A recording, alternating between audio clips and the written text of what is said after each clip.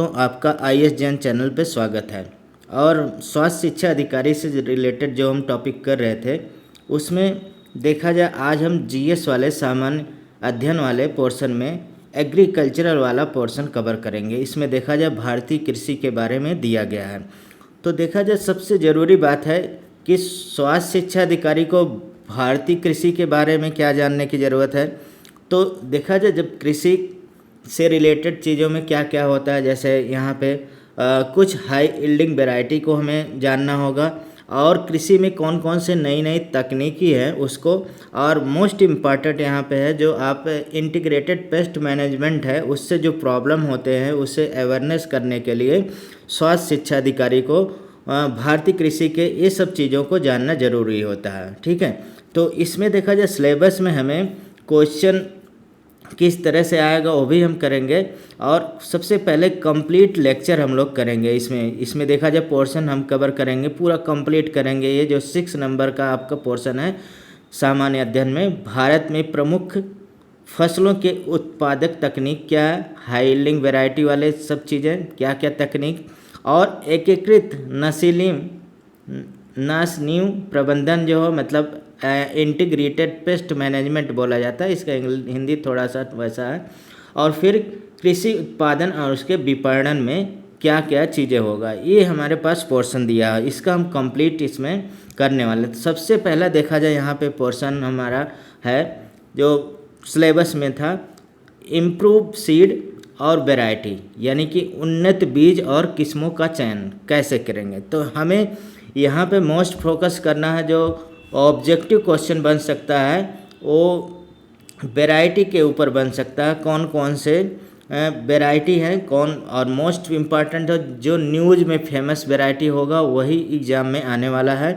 तो अब देखिए इसमें कृषि में उत्पादन बढ़ाने के लिए उच्च उपज देने वाले किस्में, जिसमें हाई यील्डिंग वैरायटी कहा जाता है, और रोग प्रतिरोधक डिजीज रेजिस्टेंस, और जलवायु सहनशीलता क्लाइमेट चेंज, मतलब क्लाइमेट रेजिलेंट कहा जाता है, यानी कि जलवायु सहनशीलता किस्मों का चयन अत्यंत महत्वपूर्ण है। और इसमें देखा जाए जो अधिक उत्पादन देने वाले जो वैरायटी होते हैं और किसानों को आय बढ़ाने में जो सहायता होगा वही यहाँ पे ज़्यादातर पूछा जाने वाला है। तो यहाँ पे वही सारी चीज़ें दिया गया है, जैसे यहाँ पे लिखा हो विभिन्न फसलों में अधिक पैदावार यानी हाई यील्डिंग वैरायटी, और जलवायु यानी कि रोग प्रतिरोधक किस्में का उपयोग महत्वपूर्ण है। अब इसमें देखा जाए जैसे सबसे पहला दिया है राइस देखा जाए आपका यहाँ पे किसका कौन सा फसल है, खरीफ का फसल है राइस। तो खरीफ के फसल में राइस देखा जाए यहाँ पे सबसे इम्पॉर्टेंट है और इससे क्वेश्चन हो सकता आ सकता है। और ये न्यूज़ में वैरायटी फेमस था इसलिए हमने यहाँ पे न्यूज़ वाला भी रख दिया हूँ। ठीक है, तो सबसे पहला देखा जाए यहाँ पे वैरायटी है IET 27,530, IET 27,530।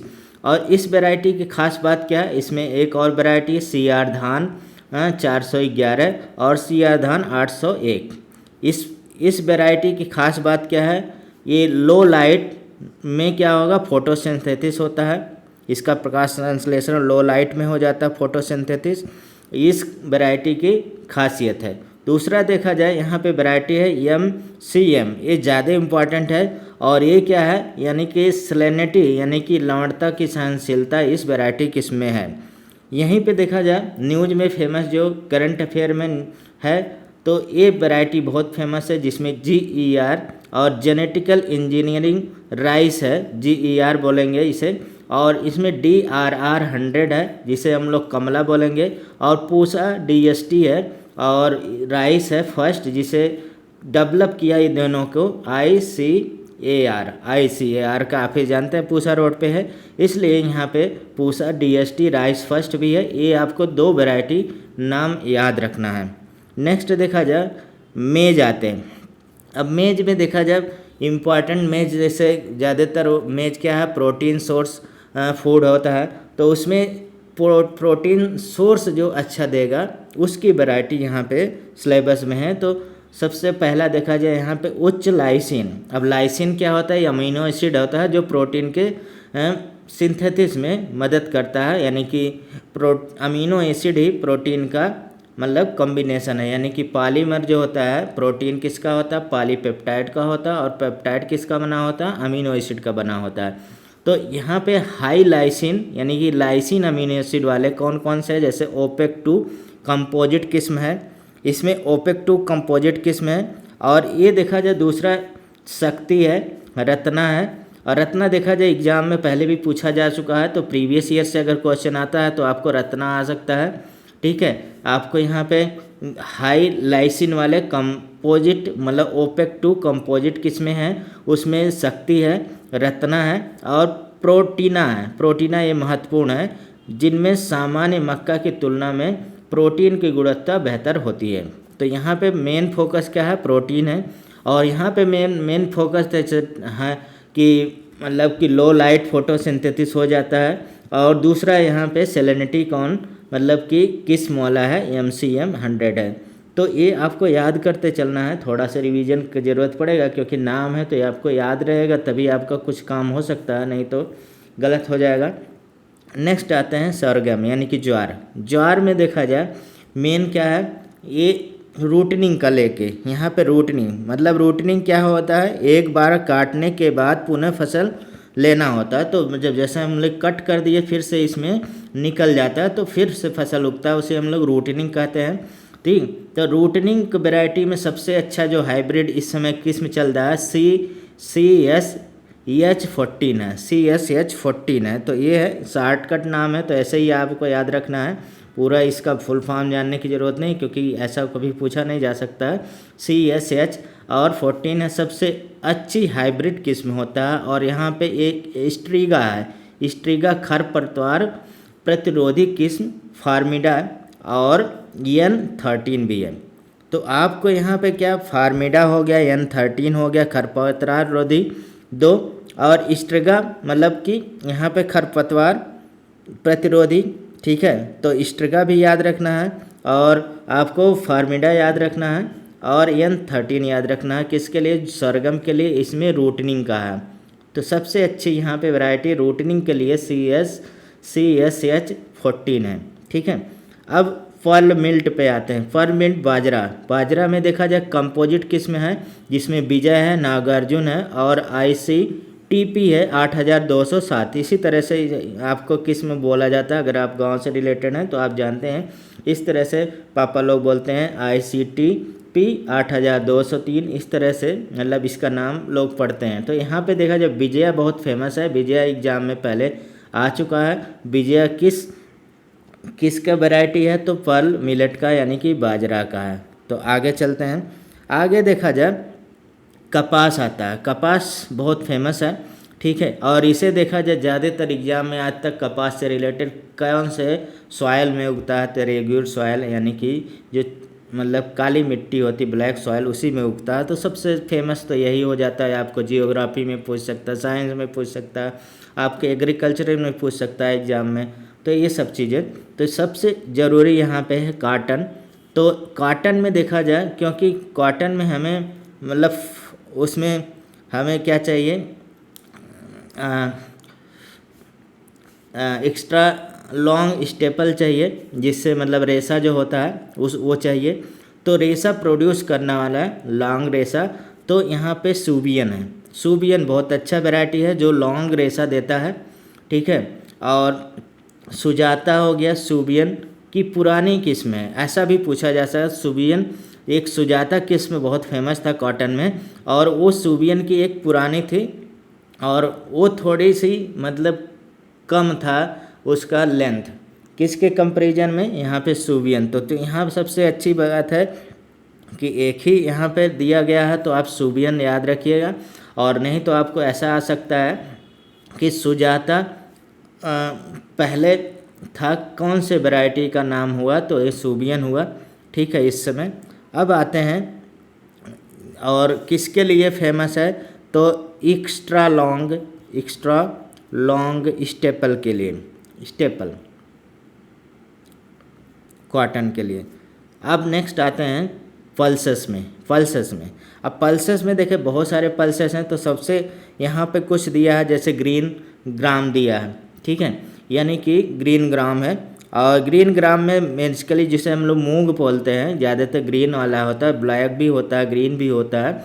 तो इसमें वैरायटी, मुख्य वैरायटी हैं पूसा बक्सी है, बैसाखी जिसे बोलेंगे, पूसा बैसाखी है, पूसा विशाल है, सब पूसा रोड वाले ICAR का है, तो पूसा बैसाखी है, पूसा विशाल है, पूसा रत्ना है, पूसा 0672 है, ठीक है, 672 पूसा। अब कम अवधि वाले, जो कम अवधि वाला, ये बहुत इंपॉर्टेंट है, एग्जाम में पूछा जा सकता है। कम अवधि वाले जो यहाँ पे पल्सेस हैं, और वो 60 से लेकर 65 दिन में हो जाएगा, तो कम अवधि वाले ये सब हैं, ठीक है। अब देखा जाए येलो, सबसे यहाँ पे दूसरा इम्पॉर्टेंट है कि दालों में जो ग्रीन मूंग है, ये मूंगा यानी कि ग्रीन ग्राम जिसे बोलेंगे, ठीक है, तो इसमें येलो मोज़ेक वायरस लगता था, येलो मोज़ेक वायरस, और इसके प्रतिरोधी जो बनाया गया उसमें LGG 407 और LGG 460 है, 407 और 460 आपको याद रखना है, 407 और 460 LGG। तो ये आपको दालों से रिलेटेड है, और इसमें ज़्यादातर ग्रीन ग्राम का दिया हुआ है, तो इसी से एग्जाम में पूछा जा सकता है। नेक्स्ट आते हैं जूट के बारे में।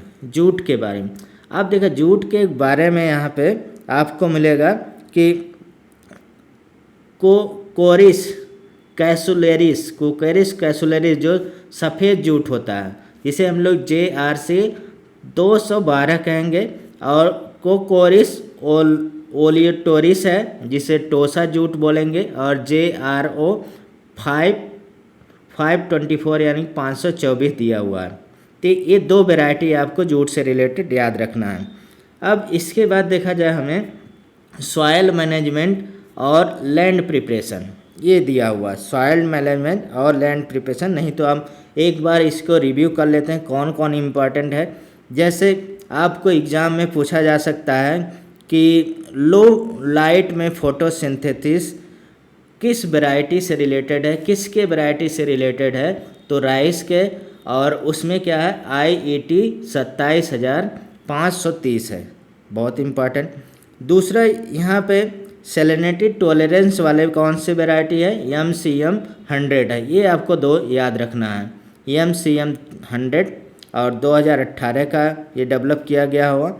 और उससे बाद OPEC 2 कंपोजिट किससे रिलेटेड है, OPEC 2 कंपोजिट किससे रिलेटेड है, ये मेज से रिलेटेड है, ये एग्जाम्पल पूछा जा सकता है एग्ज़ाम में। और ऐसे ही आपको एग्ज़ाम में आ सकता है जैसे CSH 14 अभी हमने पढ़ाया है, तो ये किससे रिलेटेड है, ये sorghum से रिलेटेड है। CSH 14 देखिए sorghum से रिलेटेड है, और क्यों ये फेमस है, रूटनिंग के लिए फेमस है, ठीक है। तो एक्स्ट्रा लॉन्ग स्टेबल कॉटन मतलब सोबियन, अब ये बहुत इंपॉर्टेंट है। एक्स्ट्रा लॉन्ग जो यहाँ पे किससे, कपास में हमें मतलब कि रेशा बड़ा रेशा वाला स्टेपल वाला चाहिए, तो उसमें सूबियन है, एक ही हमें इम्पॉर्टेंट है, दिया भी है, तो आप याद रख सकते हैं सूबियन। उसी तरह से यहाँ पे जैसे हमने दिया कि येलो मोज़ेक वायरस किससे रिलेटेड है, तो ये येलो मोज़ेक वायरस किस में होता है, ग्रीन ग्राम में होता है, जिसे हम लोग मूंग बोलते हैं। और इस वायरस से रेजिस्टेंस वैरायटी कौन है, LGG 407 और LGG 460 है, तो ये याद रखना है। दूसरा इम्पॉर्टेंट है कि आपको पूछा जा सकता है JRC 212 नाम के किस्म किससे रिलेटेड है, तो जूट से रिलेटेड है, ऐसा पूछा जा सकता है। अब ये हमने इम्पॉर्टेंट ऊपर के लिए बता दिया। नेक्स्ट आते हैं पोर्शन हमारा है कि सॉयल मैनेजमेंट और लैंड प्रिपरेशन, कैसे हम सॉयल मैनेजमेंट करेंगे। तो यहाँ पे एक चीज़ दिया हुआ है कि सॉयल मैनेजमेंट में पडलिंग जैसे हम लोग वो गांव में, अगर गांव से रिलेटेड हैं आप, तो पडलिंग आप जानते हैं, जिसे हम लोग जब धान बैठाते हैं तो उसके पहले जो सारा कुछ लेवा वगैरह मारा जाता है, उसी को कह सकते हैं पडलिंग बोला जाता है, ठीक है, टेक्निकल नाम पडलिंग है। तो पडलिंग में धान कि खेती के लिए एक बेहद महत्वपूर्ण प्रक्रिया है। इसका मुख्य उद्देश्य मिट्टी को पानी के साथ मथ कर मुलायम, कम पारगम्य यानी कि मतलब परमेबिलिटी कम करना, परत बनाना जिससे पानी का रिसाव कम हो, यानी कि परकोलेशन लूज नहीं होना चाहिए, मतलब पानी रुका होना चाहिए, को कम करना, और पोषक तत्वों को लीचिंग यानी कि निष्क्षालन नुकसान को रोकता है। यानी देखा जाए मेन ऑब्जेक्टिव क्या है, तो सबसे मेन ऑब्जेक्टिव है पडलिंग का, जो हम लोग क्या करते हैं खेतों में लेवा मारते हैं, उसका मेन ऑब्जेक्टिव यही है कि रिड्यूस परकोलेशन लूज यानी कि जल रिसाव कम करना, न्यूट्रिएंट लीचिंग करना यानी कि पोषक तत्वों का लीचिंग करना, खरपतवार वीड कंट्रोल भी हो जाते हैं। जैसे आप देखते हैं उसमें लेवा जब मारते हैं पूरा आपका खरपतवार उसमें सड़क जलता है बहुत सारे, ठीक है। और बेटर रूट ग्रोथ इससे होता है, यानी कि जो राइस का रूट ग्रोथ हो बहुत अच्छा होता है इसके पडलिंग की वजह से। तो यहाँ सबसे इम्पॉर्टेंट है पडलिंग किसके लिए किया जाता है, तो धान की खेती के लिए, ये पैडी के लिए किया जाता है पडलिंग, ठीक है, राइस के लिए। नेक्स्ट आते हैं दूसरा, अब ये सॉइल से रिलेटेड है सब।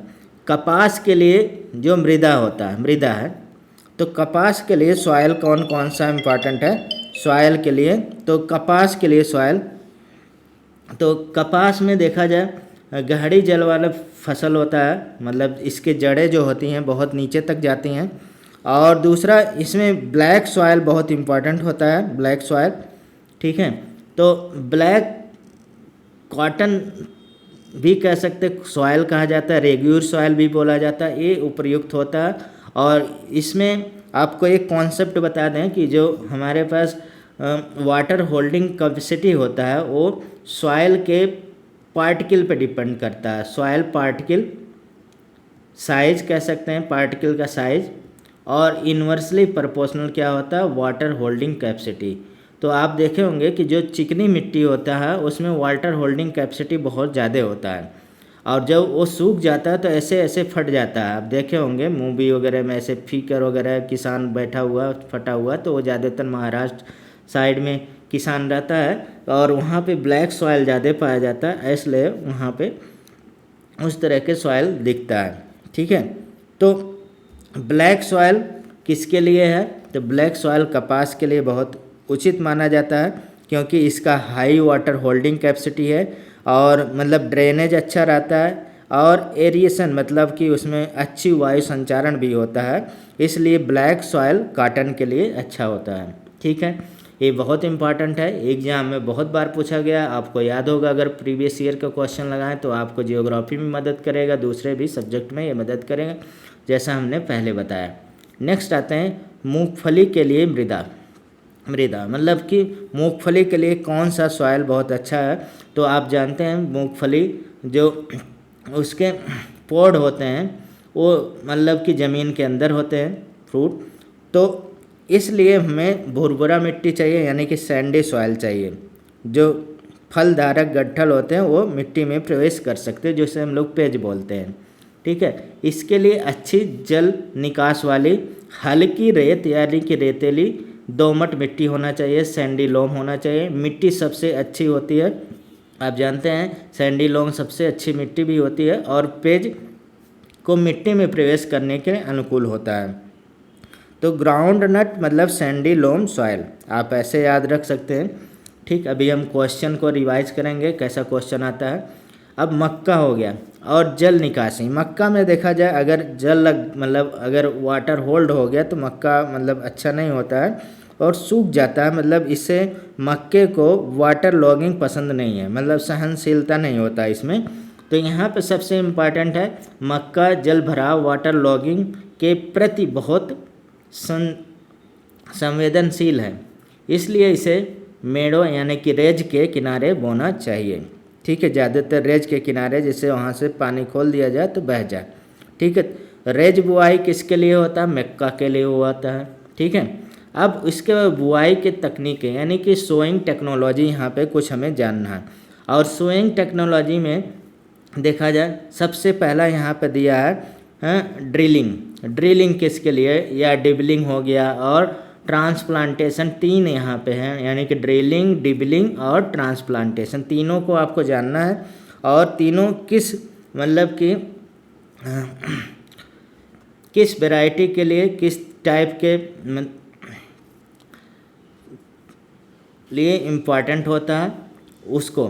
तो तकनीकी में देखा जाए, मक्के में डिबलिंग यानी कि पूर्व पश्चिम दिशा के मेड़ों के दक्षिण ढाल पर उचित स्पेसिंग के साथ किया जाता है डिबलिंग। ठीक है, डिबलिंग जो है बीजों को समान दूरी और समान गहराई पर मशीन से ज़्यादातर बोया जाता है। इससे क्या होता है, डिबलिंग से समान अंकुरण होता है और बीज की बचत भी होती है और अत्यधिक क्या होता है, उत्पादन भी होता है डिबलिंग से। तो डिबलिंग किसके लिए है, तो मेज के लिए डिबलिंग है। और ड्रिलिंग हम बोल रहे हैं, ये ड्रिलिंग मेज के लिए है। ठीक है, उसके बाद डिबलिंग जो है छोटे गड्ढे बना के हम लोग करते हैं, जैसे ये भी कपास के लिए और मक्का के लिए ये भी डिबलिंग भी है। जैसे छोटे छोटे गड्ढे बना लेते हैं, उसमें सीड डाल देते हैं, इससे सीड की बचत भी होती है और अच्छा जर्मिनेशन भी होता है। तो उससे हम लोग देखें, ड्रिलिंग और डिबलिंग दोनों मेज के लिए किया जाता है। कपास में ज़्यादातर डिबलिंग किया जाता है। ठीक है, और यहाँ पे क्योंकि अलग है ट्रांसप्लांटेशन, जैसे ये हर जगह देश में होता है। ट्रांसप्लांटेशन किसके लिए, तो ट्रांसप्लांटेशन में नर्सरी लगाया जाता है, नर्सरी लगा के फिर खेतों में उसे बैठाया जाता है, जैसे धान में या पैडी में होता है। पैडी वही धान के खेती में हम लोग कहेंगे। तो राइस में क्या होगा, ट्रांसप्लांटेशन किया जाता है।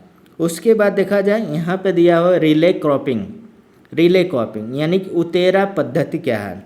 अब उतेरा कल्टीवेशन या रिले क्रॉपिंग दोनों एक नाम है, तो आप इसे जानना है। और धान की कटाई से 7 से 10 डे पहले उसमें मूंग या उर्द के बीज बिखेर दिए जाते हैं, जिससे उससे उतेरा बोला जाता है। ये बहुत इम्पॉर्टेंट है।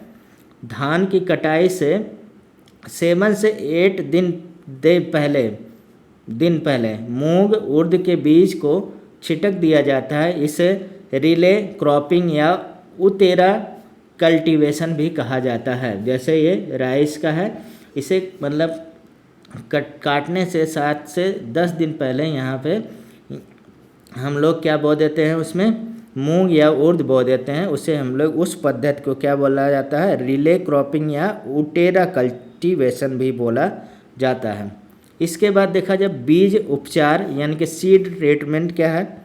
सीड ट्रीटमेंट, जैसे कपास में सीड ट्रीटमेंट के लिए डिलेटिंग किया जाता है। डिलेटिंग क्या होता है, अब डिलेटिंग देखा जाए किसमें, कपास में होता है। डिलेटिंग कपास के बीज में फज यानी कि रोया हटाने के लिए सल्फ्यूरिक एसिड यानी कि डिलेटिंग की जाती है। ठीक है, तो डिलीटिंग क्या है कि जो लिंट हो गया, फज हो गया, उसे हटाने के लिए हम कंसनट्रेट सल्फ्यूरिक एसिड का ट्रीटमेंट करते हैं। तो इसका ऊपर का हट जाता है, तो इसे डिटेलिंग बोला जाता है। ठीक है, कंसनट्रेट सल्फ्यूरिक एसिड H2SO4 होता है, आप जानते हैं। ठीक है, नेक्स्ट आते हैं यहाँ पे दालें और मूंगफलियों में। दालें और मूंगफली में देखा जाए राइजोम यानी कि राइजोम कल्चर के उपचार करने से पैदावार में 7 से लेकर 24% वृद्धि हो जाता है, क्योंकि यह वायुमंडल के नाइट्रोजन को क्या करता है, फिक्सेशन करता है, स्थिरीकरण करता है। और जार में ग्रेन स्मट रोग से बचाने के लिए बीजों को सल्फर से उपचारित किया जाता है। ठीक, तो ये 2 अलग अलग चीज़ें हैं। तो इसमें पहले राइजोबियम कल्चर किस में किया जाता है, राइजोबियम कल्चर मूंगफली के लिए किया जाता है, जो 17 से लेकर 24% उसका प्रोडक्शन क्या करता है, इंक्रीज कर देता है। ये बेसिकली नाइट्रोजन फिक्सेशन करता है, आप जानते हैं। और राइस के लिए भी राइजोबियम इम्पॉर्टेंट होता है। राइजोबियम में सोरम होता है, लेकिन उसमें एजोला वगैरह हम लोग बोलते हैं। ठीक है, फंगाई वगैरह इस तरह से। और राइजोबियम यहाँ पे अब राइजोबियम है और इसमें ग्रेन स्मट ज्वार में किया जाता है और इसे सल्फर से क्या करते हैं, उपचारित करते हैं। ठीक है, तो जिसे मतलब कि सल्फर ट्रीटमेंट भी बोला जाता है, सीड ट्रीटमेंट। उसके बाद देखा जाए न्यूट्रिएंट और फर्टिलाइज़र मैनेजमेंट कैसे, ये आपको स्वास्थ्य शिक्षा अधिकारी को जानना जरूरी होता है ये सब। अब नाइट्रोजन प्रबंधन, अब नाइट्रोजन प्रबंधन में देखा जाए यानी कि नाइट्रोजन मैनेजमेंट जिसे बोलेंगे, धान में नाइट्रोजन उर्वरक को जड़ क्षेत्र यानी कि रूट जोन 7 से 10 सेंटीमीटर नीचे में गहराई में डालने, यानी कि डीप प्लेसमेंट में अमोनिया वाष्पन है यानी कि वोलेटाइजेशन जिसे बोलते हैं बहुत न्यूनतम होता है। नाइट्रोजन मैनेज, धान में नाइट्रोजन उर्वरक रूट जोन यानी कि 7 से लेकर 10 सेंटीमीटर मतलब डेप्थ में अगर हम डीप प्लेसमेंट करते हैं तो उसके लाभ क्या है, वोलेटाइजेशन कम होता है, नाइट्रोजन लॉस कम होता है और प्रोडक्शन इंक्रीज हो जाता है। ठीक है, तो देखा जाए ऊपर वाले सारे जो हमारे पास ये हमने पढ़ा, इसके में इम्पॉर्टेंट क्या है, जैसे राइस में पडलिंग किया जाता है, कॉटन ब्लैक सॉयल इम्पॉर्टेंट होता है, ग्राउंड नट सैंडी लोम सॉयल इम्पॉर्टेंट होता है, मेज में रेज सोइंग किया जाता है और रिले क्रॉपिंग जिसे हम लोग उटेरा बोला जाता है वो, और कॉटन सीड डिलेटिंग किया जाता है और पल्सेस यानी कि राइजोबियम ये सब पल्सेस के लिए इम्पॉर्टेंट होता है। और राइस में डीप प्लेसमेंट ऑफ नाइट्रोजन किया जाता है जिससे उसके लाभ क्या क्या हैं, यानी कि वोलेटाइजेशन कम होता है, नाइट्रोजन लॉस कम होता है और प्रोडक्शन इंक्रीज हो जाता है। ये तो इम्पॉर्टेंट चीज़ें हैं।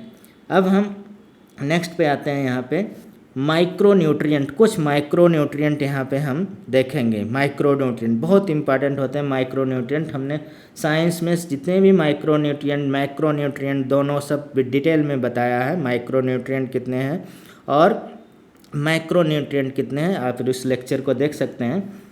ठीक, तो सबसे इम्पॉर्टेंट है माइक्रो न्यूट्रिएंट, यहाँ पे दिया हुआ है। यहाँ पे हमें माइक्रो न्यूट्रिएंट पढ़ना है जिसका मतलब लेस अमाउंट में रहता है बस, बट प्लांट के लिए, पौधों के लिए बहुत उपयोगी होता है। माइक्रो न्यूट्रिएंट वही है कि जिसमें सूक्ष्म पोषक तत्व, वे पोषक तत्व जिनकी पौधों को बहुत कम मात्रा यानी कि ट्रेस अमाउंट में आवश्यकता होती है, लेकिन उनके बिना पौधे की वृद्धि, फोटोसिंथेसिस प्रकाश संश्लेषण, एंजाइम क्रिया एंजाइम एक्टिविटी एंड उत्पादन यानी कि प्रोडक्शन, ये सब क्या होता है, इफेक्टेड होता है यानी कि प्रभावित होता है। ठीक, जैसे यहाँ पे दिया हुआ जिंक, जिंक के बारे में दिया हुआ, जिंक यहाँ पे माइक्रो न्यूट्रिएंट है। इसी तरह से iron, manganese, copper, boron, molybdenum, chloride, nickel, ये सब माइक्रो न्यूट्रिएंट है। थोड़ा थोड़ा हम लोग यहाँ पे जानेंगे और जो यहाँ पे सिलेबस में हिट करता है उसको देखेंगे। तो माइक्रो न्यूट्रिएंट में जिंक देखा जाए बहुत इम्पॉर्टेंट है। धान में जिंक की कमी बहुत आम है, बहुत आम है। ठीक है, जिंक का इम्पॉर्टेंस, और जिससे सुधारने के लिए सामान्य कमी हेतु 25 किलोग्राम तथा अत्यधिक कमी हो ले 50 किलोग्राम जिंक सल्फेट प्रति हेक्टेयर डाला जाता है।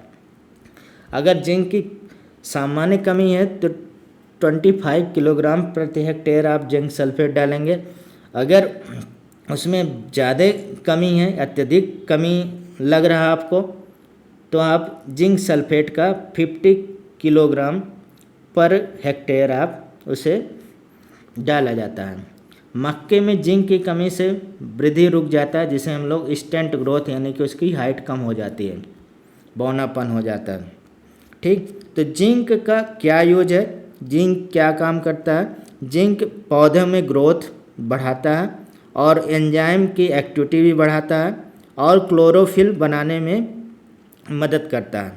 और एक चीज़ है ऑक्सिन हार्मोन में भी जिंक होता है, ये भी आपको ध्यान रखना है, जिंक में ऑक्सिन हार्मोन भी होता है। अब ये जिंक हार्मोन मतलब जिंक जो माइक्रो न्यूट्रिएंट है, जैसे अभी हमने पढ़ा धान में जिंक की कमी से कमी ज़्यादातर पाई जाती है और इस कमी को पूरा करने के लिए आप 25 किलोग्राम पर हेक्टेयर या 50 किलोग्राम पर हेक्टेयर आप उसमें डाला जा सकता है। और मेज में अगर जिंक की कमी है तो वहाँ पे क्या हो, स्टेंट ग्रोथ। तो आप एक लाइन में याद रखेंगे, राइस में जिंक डिफिशियंसी कॉमन होता है, जिंक सल्फेट आपको डालना पड़ता है, और मेज में जो स्टेंट ग्रोथ हो जाता है जिंक की कमी से। दूसरा माइक्रोन्यूट्रिएंट हम आते हैं आयरन। अब आयरन भी देखा जाए मतलब क्लोरोफिल प्रिपरेशन में मदद करता है फेरस के रूप में। ठीक है, मूंगफली में आयरन की कमी आयरन क्लोरोसिस दूर करने के लिए 1% फेरस सल्फेट FeSO4 का छिड़काव यानी कि 30, 40, 50 दिनों के अंतराल पर किया जाता है। ये तो आयरन अगर कमी होता है तो, जैसे आयरन की कमी से क्लोरोफिल निर्माण, आयरन से क्लोरोफिल निर्माण भी होता है, प्रकाश संश्लेषण में मदद करता है, रिस्पायरेशन में भी, सेलुलर रिस्पायरेशन में भी हेल्प करता है। और आयरन देखा जाए मूंगफली में आयरन क्लोरोसिस होता है जिसमें पत्तियां पीले पड़ जाती हैं, और उसके उपचार यहाँ पे दिया है कि आप 1% फेरस सल्फेट का घोल का मतलब छिड़काव करेंगे, 30, 40 और 50 दिन के अंतराल पे करेंगे। तो यहाँ पे आपको याद रखना, ग्राउंड नट आयरन क्लोरोसिस कैसे दूर करेंगे, 1% FeSO4 फेरस सल्फेट का घोल का छिड़काव करके। ठीक, तो नेक्स्ट आते हैं हम लोग कैल्शियम और सल्फर। ये भी माइक्रोन्यूट्रिएंट है। कैल्शियम देखा जाए यहाँ पे ग्राउंड नट में कैल्शियम फली में विकास के लिए जिप्सम का उपयोग किया जाता है। जिप्सम का, आप जिप्सम का फार्मूला आपको पता होना चाहिए, CaSO4 और .2H2O होता है जिप्सम का। ठीक है, POP का इसमें ½ H2O हो जाता है। ठीक, तो जिप्सम का उपयोग किया जाता है जिसमें विशिष्ट अनुशंसा मतलब 4 से लेकर 500 किलोग्राम पर हेक्टेयर डाला जाता है। यह तेल के निर्माण और कर्नेल के विकास के लिए बहुत उपयोगी होता है। तो देखा जाए जो जिप्सम यहाँ पे CaSO4 2H2O क्या काम करता है, ये आपका 400 से लेकर 500 किलोग्राम पर हेक्टेयर इसे आपको डालना पड़ेगा। ठीक है, कहाँ पे, ग्राउंड नट में। ग्राउंड नट की अगर हम मूंगफली की खेती कर रहे हैं उसमें, और ये मदद क्या करेगा, पॉड डेवलपमेंट और कर्नेल डेवलपमेंट में और ऑयल फॉर्मेशन में भी मदद करता है। अगर ग्राउंड नट में आप जिप्सम ऐड करते हैं तो आपको प्रोडक्टिविटी अच्छी मिलेगी, और मतलब ऑयल भी, जो ग्राउंड नट ऑयल होता है वो भी आपको अच्छा उसमें पैदावार होगा। नेक्स्ट देखा जाए जैविक और जैव उर्वरक, बायो फर्टिलाइजर। अब बायो फर्टिलाइजर देखा जाए यहाँ पे कौन कौन से हैं, जैसे बायो फर्टिलाइजर मतलब बायोलॉजिकल फर्टिलाइजर। ठीक है, बायोलॉजिकल फर्टिलाइजर जैसे ब्लू ग्रीन एल्गा हो गया, माइक्रो ऑर्गेनिज्म ज़्यादातर होते हैं, ये मतलब कि लिविंग माइक्रो ऑर्गेनिज्म होते हैं जो पौधों को पोषक तत्व उपलब्ध कराते हैं, उसी को हम लोग क्या बोलेंगे, बायो फर्टिलाइजर बोल देंगे। और बायो फर्टिलाइजर में सबसे यूजफुल देखा जाए, धान की खेती चल रहा है तो यहाँ पे BGA है जिसे हम लोग ब्लू ग्रीन एल्गा, ये ट्रू एल्गा नहीं होता है, ये प्रोकैरियोट होता है, मोनरा का है तो ये एल्गा नहीं होता ट्रू एल्गा, इसे हम लोग साइनोबैक्टीरिया भी बोलते हैं, बैक्टीरिया का, या हम लोग यहाँ पे ब्लू ग्रीन एल्गा बोलेंगे। पहला ब्लू ग्रीन एल्गा, और ये देखा जाए क्या काम करता है, ज़्यादातर राइस में नाइट्रोजन फिक्सेशन करता है। दूसरा यहाँ पे एजोला है। एजोला क्या है, ये फर्न होता है, एक्वाटिक फर्न होता है एजोला, इस तरह से होता है। ठीक है, एजोला तो ये भी, अब यहाँ पे इसका जो सहजीवी होता है एजोला का, वो सहजीवी क्या हो, एनाबेना एजोलिस होता है, ब्लू ग्रीन एल्गा उसी के साथ। तो एजोला एक जलीय फर्न है जो सहजीवी नील यानी कि हरित शैवाल की सहायता से धानों में क्या करता है, 20 से लेकर 40 kilogram nitrogen per hectare fixation करता है, स्थिरीकरण करता है, इतना। ठीक है, तो यहाँ पे देखा जाए इम्पॉर्टेंट क्या है कि अगर ऊपर वाले को हम थोड़ा समराइज करें तो क्या क्या है आपको इम्पॉर्टेंट, जिंक राइस में ZnSO4 डाल के हम लोग उसे कमी को पूरा करते हैं। आयरन में FeSO4 1% आप डालते हैं, और उसी में देखा जाए आप BGA यानी कि blue green alga nitrogen fixation ज़्यादातर राइस में करता है, और एजोला, ये दोनों मतलब यहाँ पे एक सहजीवी होता है। अगर याद रखना हो तो आप याद रख सकते हैं, जैसे हम लोग एनाबेना एजोली बोला जाता है।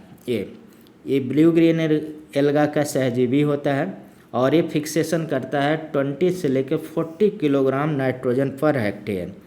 तो इम्पॉर्टेंट कौन क्वेश्चन यहाँ पे बन सकते हैं इतने लेक्चर में से, तो धान में सामान्य सूक्ष्म जो माइक्रो न्यूट्रिएंट है कमी सामान्यतः किसका होता है, तो जिंक का कमी होता है। दूसरा, और जिंक के कमी को अगर मेज में होता है तो स्टेंट ग्रोथ हो जाता है, ये इम्पॉर्टेंट है। और ग्राउंड नट में आयरन क्लोरोसिस रोकने के लिए हम लोग क्या करते हैं, आयरन क्लोरोसिस 1% फेरस सल्फेट का छिड़काव करते हैं। ठीक है, और कब कब छिड़काव करते हैं, 30, 40 और 50 दिन के अंतराल पे करते हैं। पॉट डेवलपमेंट के लिए कौन इम्पॉर्टेंट होता है, तो जिप्सम इम्पॉर्टेंट होता है पॉट डेवलपमेंट के लिए। एजोला क्या है, एक्वाटिक फर्न है। ब्लू ग्रीन एल्गा ये राइस में नाइट्रोजन फिक्सेशन करता है, और कितना नाइट्रोजन फिक्सेशन करता है, 20 से लेकर 40 किलोग्राम नाइट्रोजन पर हेक्टेयर करता है। जिंक सल्फेट ZnSO4 होता है ऊपर, ग्राउंड नट में जिप्सम होता है, और ये पॉट डेवलपमेंट और कर्नल डेवलपमेंट में मदद करता है। तो ये आपको याद रखना है। ठीक है, नेक्स्ट आते हैं हम लोग, यानी कि इफ़िशिएंट इरिगेशन एंड टेक्निक, कुशल सिंचाई और पद्धतियाँ। कौन कौन से कुशल सिंचाई की पद्धतियाँ हैं, तो देखा जाए परीक्षा में जो क्रिटिकल स्टेज होता है ज़्यादातर वही पूछा जाता है कि कब सिंचाई बहुत ज़रूरी होता है। हाँ, कब हम सिंचाई करें कि मतलब पौधे में बहुत इफ़ेक्टिव हो, या मतलब पौधे की कब एक क्रांतिक क्रिटिकल स्टेज होता है, उस समय कब किस किस मतलब प्लांट में, किस किस टाइप के प्लांट में कौन सा क्रिटिकल स्टेज होता है, यही एग्ज़ाम में अक्सर आता है। जैसे इरिगेशन से यहाँ पे बात कर लें, फसल उत्पादन का सबसे महत्वपूर्ण घटक होता है, आप जानते हैं, इरिगेशन सिंचाई। और प्रत्येक फसल की कुछ क्रांतिक अवस्थाएँ यानी क्रिटिकल स्टेजेज होती हैं जिन पर पानी की कमी होने से उत्पादन में भारी कमी आती है। इसलिए इन अवस्थाओं में सिंचाई अवश्य करनी चाहिए, और उसी को हम लोग यहाँ पे ध्यान देंगे, वही एग्ज़ाम में आने की संभावना हो गए। ठीक है, आप पुराने भी ऐसे क्वेश्चन आ चुके हैं जो क्रिटिकल स्टेज वाला ही सिचुएशन पूछा जाता है। जैसे पहला हम लोग यहाँ पे आते हैं राइस। अब राइस में देखा जाए 4 स्टेज होते हैं, 4 स्टेज। धान में जो ये क्रिटिकल स्टेज अवस्थाएं होती हैं, ये 4 स्टेज होता है, और इसे ज़रूर आपको याद रखना है। तो इसे एक हम P बोलते हैं, P मतलब कि पैनिकल इनिशिएशन में, अभी इसकी बात करेंगे, याद करते हैं पहले। दूसरा बोटिंग स्टेज में, तीसरा हेडिंग स्टेज में, चौथा फ्लावरिंग स्टेज में। ये आपको याद रखना है, 4 स्टेज है, बहुत इंपॉर्टेंट है 4 स्टेज में। यहाँ स्टेज वाइज हम बातें करेंगे। जैसे पहला है पैनिकल इनिशिएशन, पैनिकल इनिशिएशन। अब पैनिकल इनिशिएशन कब होता है, ये इस अवस्था में बालियाँ जो होती हैं बनना शुरू करती हैं, और पानी की कमी से बालियाँ छोटी बनने लगती हैं, और उसमें दानों की संख्या भी क्या हो जाता है, कम होने लगता है। तो पैनिकल स्टेज में सिंचाई बहुत यूजफुल होगा, मतलब उस समय ज़रूरत बहुत ज़्यादा रहता है पैनिकल स्टेज में। ठीक है, दूसरा यहाँ पे बोटिंग स्टेज। बोटिंग स्टेज क्या होता है, बाल पत्ते यानी कि फ्लैग लीफ के अंदर विकसित होती हैं, पर्याप्त नमी रहने से बालियाँ अच्छी विकसित नहीं होती हैं। बोटिंग स्टेज जब बूट बनता है। तीसरा देखा जाए यहाँ पे हेडिंग है। हेडिंग ये कौन सा अवस्था होता है, हेडिंग स्टेज। इस अवस्था में बाली बाहर निकलती है और पानी की कमी से दाने कम बनते हैं, ये वाला। उसके बाद यहाँ पे देखा जाए तीसरा है फ्लावरिंग स्टेज, और ये सबसे संवेदनशील अवस्था होता है फ्लावरिंग, यानी कि सबसे अगर संवेदनशील अवस्था पूछा जाए तो आपको फ्लावरिंग स्टेज है। और इस स्टेज में आपको पानी यानी कि इरिगेशन ज़रूर करना होता है, और इसमें क्या मॉइस्ट स्ट्रेस रहता है, पॉलिनेशन प्रभावित भी होता है। और मिड सीजन भी आता है, मिड सीजन में खेती में पानी निकालना, यानी कि मिड सीजन में आप पानी यानी कि धान में मध्य मौसम में कुछ समय के लिए खेत से पानी निकाल देना चाहिए, हमेशा नहीं भरना रहना चाहिए। तो उससे क्या होता है, ये जो हम अगर मिड सीजन में इसके बीच के सीजन में अगर पानी नहीं है तो उसमें क्या होगा, उसके फ़ायदे क्या होंगे? रूट डेवलपमेंट अच्छा होगा, ऑक्सीजन की उपलब्धता होगा और पौधे क्या होंगे? मजबूत होंगे, ये रहता है। और धान की सबसे महत्वपूर्ण सिंचाई का आपको यहाँ पे PI, बूटिंग स्टेज और हेडिंग स्टेज और फ्लावरिंग स्टेज आप चारों याद रखना है, इम्पॉर्टेंट है, बहुत इम्पॉर्टेंट है। उसके बाद देखा जाए मेज आते हैं। मेज में कब पानी की अत्यधिक आवश्यकता होती है? सबसे महत्वपूर्ण अवस्था होता है इसमें टेसलिंग। टेसलिंग बहुत महत्वपूर्ण, जब टेसल बनता है, ये बनता है टेसल, तो उसमें आपको बहुत महत्वपूर्ण रहता है इसमें पानी का टेसलिंग। सबसे महत्वपूर्ण अवस्था टेसलिंग है, जिसमें नर पुष्प निकलता है और इसमें इस सिल्किंग होता है। जब ये सिल्क वाला चीज़ बनता है उसे हम लोग सिल्किंग कहते हैं, मादा पुष्प निकलता है। यानी कि आप याद रख सकते हैं, जब मेल, क्योंकि इसमें मेल फ्लावर और फीमेल फ्लावर अलग अलग होता है, ये मेल फ्लावर होगा।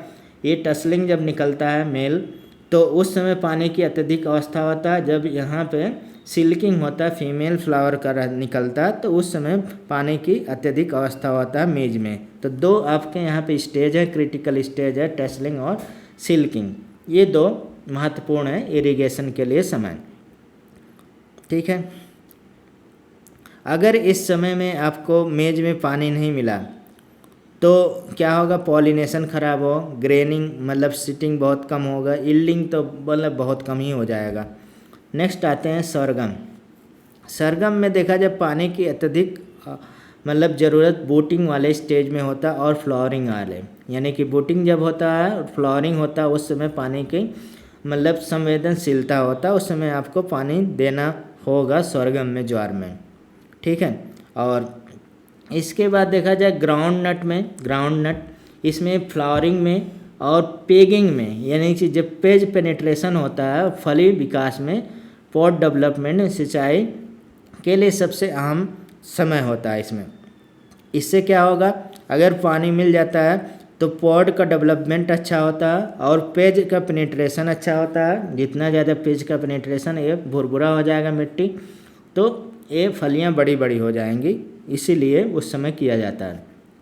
कपास, कॉटन में, कॉटन में देखा जाए स्क्वायर फार्मेशन, ये स्क्वायर फार्मेशन, फूल आना और डोड, मतलब कि डोड जो यहाँ पे बॉल लिखा है, डोड होता है, बॉल डोडे बोलते हैं, डोल या डोडे बोला जाता है, का विकास सिंचाई के लिए महत्वपूर्ण होता है, ठीक है। ये तो ये आपको स्क्वायर और फ्लावरिंग और बॉल फॉर्मेशन, ये बॉल फॉर्मेशन ही बोलते, डोड लिखा हुआ है, बॉल होना चाहिए, ठीक है। बॉल, ये जो फॉर्मेशन होगा उस समय, फूल आना, स्क्वायर फॉर्मेशन, ये तीन अवस्थाएं होती हैं कॉटन में। तो आपको याद क्या रखना है? राइस में PI, बोटिंग, हेडिंग और फ्लावरिंग, मेज में टेसलिंग और सिल्किंग, सरगम में बोटिंग और फ्लावरिंग, ग्राउंड नट में पेज फार्मेशन, फ्लावरिंग हो गया, पॉट डेवलपमेंट हो गया, कॉटन में स्क्वायर फार्मेशन, फ्लावरिंग और बॉल डेवलपमेंट में आपको पानी की अत्यधिक अवस्था होता है, उस समय आपको पानी देना चाहिए। अब देखा जाए, अगर देखा जाए स्वास्थ्य शिक्षा अधिकारी के पर्सपेक्टिव से, तो क्रॉप प्रोटेक्शन बहुत इम्पॉर्टेंट है। उसमें जो मेडिसिन वगैरह यूज किया जाता है वो आप उसे मतलब जानकारी होना चाहिए।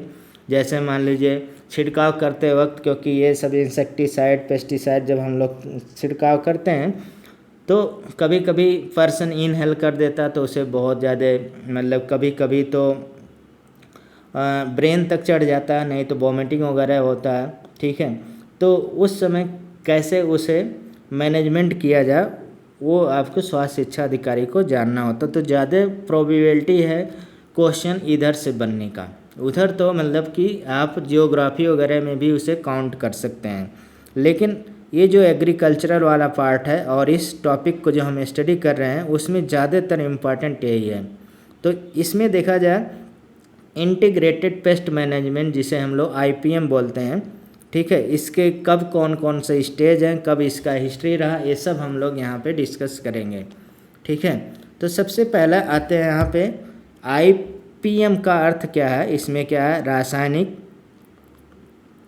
जैविक और यांत्रिक, सांस्कृतिक तथा कृषि विधियों का एक संयुक्त उपयोग करके कीट और खरपतवारक नियंत्रण जो हम लोग इसी को हम लोग IPM बोलते हैं, इंटीग्रेटेड पेस्ट मैनेजमेंट। पेस्ट देखा जाए जो हार्मफुल इंसेक्ट होते हैं उसे हम लोग पेस्ट बोला जाता है, ठीक है। पेस्ट जो हार्मफुल इंसेक्ट होते हैं उसी को पेस्ट बोला जाता है। इसमें केमिकल, बायोलॉजिकल, मैकेनिकल, कल्चरल और एग्रोनॉमिकल प्रैक्टिसेस जो होती हैं इसी को मैनेज करेंगे, उसी को हम लोग क्या बोलते हैं, पेस्ट मैनेजमेंट बोलते हैं। तो अलग अलग देखा जाए प्लांट में अलग अलग हमारे पास क्या है, वीड कंट्रोल होते हैं, यानी कि खरपतवार नियंत्रक होते हैं। जैसे पहला यहाँ पे देखा जाए वीड कंट्रोल हम लोग स्टडी करने जा रहे हैं। सबसे पहला धान यानी कि राइस के नर्सरी में मुख्य, यानी कि धान की नर्सरी मुख्य खेत में, इसमें देखा जाए एक होता बाइसिप्रिबिक सोडियम, बिस्पायरेबिक सोडियम होता है, बिस्पायरेबिक सोडियम इस तरह का आपको बोतल में आता है। दूसरा इसमें ये क्या काम करता है, मतलब पोस्ट इमरजेंस होता है, घास और चौड़ी पत्तियों जो खरपतवार होता है उसको ख़त्म करता है ये, यानी कि बिस्पायरेबिक सोडियम क्या करता है, जो चौड़ी चौड़ी पत्तियों वाले होते हैं खर नियंत्रक उसे मतलब नष्ट करता है, ठीक है। उसे के लिए यहाँ पे खेतों में डाला जाता है। दूसरा देखा जाए यहाँ पे पेनाक्सुलियम है, पेनाक्सुलियम का उपयोग किया जाता है। पेनाक्सुलियम क्या करता है, धान के खरपतवार नियंत्रण के लिए एक अत्यधिक प्रभावशाली एक केमिकल है, ठीक है। वीड कंट्रोल है ये, वीडीसाइड मतलब कि जो वीड मतलब कि अनचाहे जो खेत में प्लांट होते हैं उसे हम लोग वीड बोलते हैं, और उसको मारने के लिए हम लोग क्या करते हैं, वीडीसाइड यूज किया जाता है। तो राइस में देखा जाए दो यहाँ पे यूज किया जाता है, बिस्पायरेबिक सोडियम और पेनॉक्सिलियम यूज किया जाता है, ठीक है। दो यहाँ पे यूज किए जाते हैं। और मक्के में भी देखा जाए एट्राजीन वगैरह यूज किया जाता है। यहाँ पे दिया है एकल फसल मक्का ज्वार में एट्राजीन प्री इमरजेंस के रूप में दिया जाता है। दलहन अंतर फसलन यानी कि मेट्रोबिलिन का भी प्रयोग यहाँ पे किया जाता है, मेट्रोबिलिन का यानी कि प्री इमरजेंस हर्बिसाइड के रूप में यूज किया जाता है दोनों में, इसमें sorghum में और मेज में यूज किया जाता है। और पेन डाइमिथाइलियन प्री इमरजेंस किस में यूज किया जाता है, दलहन में यूज किया जाता है, पल्सेस में। यहाँ पे 3 क्वेश्चन है। प्री इमरजेंस हर्बिसाइड के रूप में एट्राजीन 2 जगह यूज किया जाता है, मक्का में और sorghum में, ज्वार में यूज किया जाता है। और पल्सेस में जो होता है इसमें ये पेंटिबिलियन यूज किया जाता है। ये तो एट्राजीन हो गया, पेंटिबिलियन, पेंडिमिथैलिन ये यूज किया जाता है, यहाँ पे लिखा हुआ है। दलहन फसल में मूंगफली यानी कि पेंडिमिथैलियन और इमाइज़ोथापायर ये भी यूज किया जाता है। और यहाँ पे क्विजालोफाप एथिल भी यूज किया जाता है। ये 3 यहाँ पे यूज किए जाते हैं। एक तो प्री इमरजेंस में, तो एक तो हमारे पास यहाँ पे है पेंडिमिथैलियन, ठीक है, और दूसरा इमेजेथापार और क्विजालोफाप इथाइल। और अतिरिक्त देखा जाए यहाँ पे आप ऑक्सीफ्लोरोफेन का भी प्रयोग किया जाता है, ऑक्सीफ्लोरोफेन का भी यहाँ पे उपयोग किया जाता है। ये तो मतलब कि खरपतवार नाशक है, ठीक है। और उसके बाद देखा जाए कुछ परजीवी खरपतवार होते हैं जिसे हम लोग, जैसे ज्वार की फसल में स्ट्राइगा, जिसे विच वीड भी बोला जाता है, विच वीड एक घातक जड़ परजीवी यानी कि रूट पैरासाइट है जो फसल को नष्ट कर देता है। इसके लिए हम लोग 2,4-D या कैच क्रॉप का के जरिए नियंत्रित भी किया जाता है। कैच क्रॉप लगाया जाता है, उसके जरिए यहाँ पे हम इसका नियंत्रण करेंगे। और उसमें 2,4-D भी डाला जाता है, इसके लिए भी हम लोग यहाँ पे करते हैं। तो 2 चीज़ें हैं, ये परजीवी जिसमें स्ट्रेगा विच वीड हो गया, और ये ज़्यादातर सरगम में सबसे खतरनाक एक परजीवी खरपतवार है, विच वीड भी बोला जाता है। तो आपको पूछा जा सकता है विच वीड किसके लिए है, तो ज्वार के लिए, ठीक है। और इसमें एक रूट पैरासाइट होता है, ये रूट पैरासाइट है। और हानि क्या होता है, पौधे की जड़ों से भोजन यानी कि पानी चूस लेता है, तो पौधे की वृद्धि रुक जाती है और उपज में भारी कमी आता है। उसको कंट्रोल करने के लिए, इस रूट पैरासाइट को कंट्रोल करने के लिए हम लोग 2,4-D यानी कि सेलेक्टिव हर्बिसाइड भी डालते हैं। और कैच क्रॉप यानी कि ऐसे फसल बोते हैं जिसमें स्ट्रेगा पहले अंकुरित हो जाए लेकिन उससे भोजन न मिले और वह नष्ट हो जाए। ठीक, ऐसा भी यूज किया जाता है। तो आप इसे याद कर सकते हैं, स्ट्रेगा और विच सीड है, विच वीड हो, पैरासाइट होता है रूट पैरासाइट, और वो रूट पैरासाइट किस में होता है, सरगम में होता है, ये आपको याद रखना है। उसके बाद देखा जाए हाँ, यहाँ पे कपास में हार्मोनल नियंत्रण भी होता है, यानी कि हार्मोनल रेगुलेशन इन कॉटन में। ठीक है, और कॉटन में देखा जाए यहाँ पे बिल बोर का था, तो मतलब उसे हम लोग आजकल जानते हैं genetical modified cotton, BT cotton भी यूज किया जाता है। ठीक है, तो यहाँ पे बीटी कॉटन वैसे नहीं दिया हुआ है, लेकिन आपको याद रखना है बीटी कॉटन में जो यहाँ पे कॉर्न बोरर होते थे, इसमें होल कर देते थे, जो इसका कॉर्न होता था उससे बचाता है। तो सबसे बड़ा वही प्रॉब्लम था, तो इसीलिए बीटी कॉटन अलाउ किया गया, जेनेटिकल मॉडिफाइड जो सीड होता है बीटी कॉटन का। तो यहाँ पे कपास हार्मोनल नियंत्रण भी करता है। और कपास, इसमें समस्या क्या है, कपास में प्राकृतिक रूप से जैसे स्क्वायर यानी कि कलियाँ हो गया और फ्लावर हो गया, जो डोडे होते हैं, बॉल होता है, ये सब झड़ जाते हैं, जिसे बॉल शेल्डिंग भी बोला जाता है। और इसके समाधान के लिए कपास में प्राकृतिक रूप से कलियों, डोडों को झड़ने यानी कि बॉल शेल्डिंग को रोकने के लिए अल्फा नेप्थेलिक एसिड, यहाँ पे अल्फा नेप्थाइल एसिटिक एसिड 4.5% का उपयोग कपास के फूल और कच्चे फल यानी कि बॉल्स को झड़ने से रोकने के लिए, यानी कि 10 से लेकर 20 ppm यानी कि part per million spray formation अवस्था यानी कि 15 दिन के अंतराल पे 3 बार छिड़का जाता है। यानी कि हम लोग स्क्वायर फॉर्मेशन के समय 10 से लेकर 20 ppm part per million concentration वाले इसको हम लोग alpha naphthalic acid acetic acid NaA का छिड़काव करेंगे। और ये छिड़काव देखा जाए 15 दिन के अंतराल पे 3 बार करेंगे। ठीक है, तभी ये प्रॉब्लम ख़त्म होगा।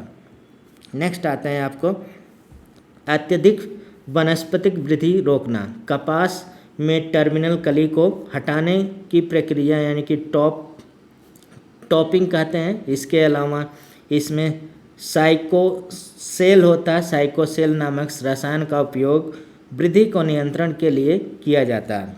अब ये सब क्या है, जब कपास में पौधा बहुत अधिक बढ़ने लगता है तब भोजन पत्तियां और शाखाओं में खर्च होने लगता है, मतलब जो डोडे होते हैं, बॉल, वो कम विकसित होता है।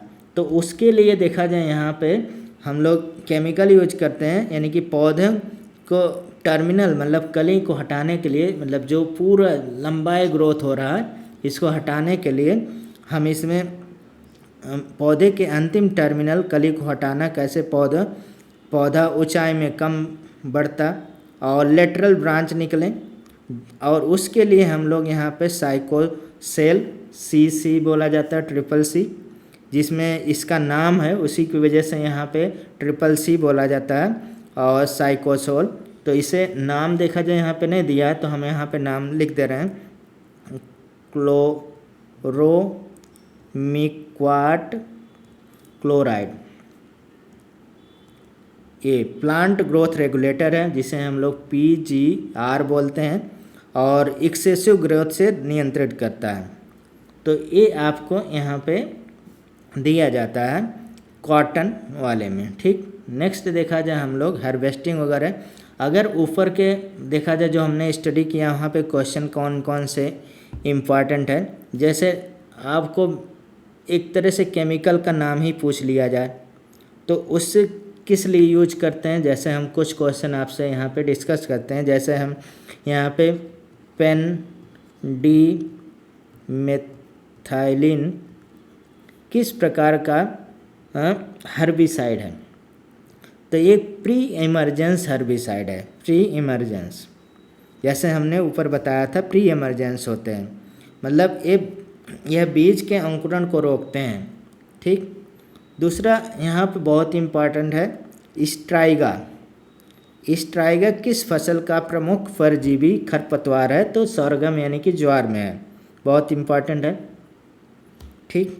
और इसे देखा जाए हम लोग विच वीड भी बोला जाता है। स्ट्राइगा को क्या बोलते हैं? विच वीड बोला जाता है। ऊपर हमने आपको बताया था विच वीड बोला जाता है। ठीक है। अब स्ट्राइगा को और किस नाम से जाना जाता है? तो ऐसा भी क्वेश्चन पूछा जा सकता है। अब विच वीड बोला जाता है।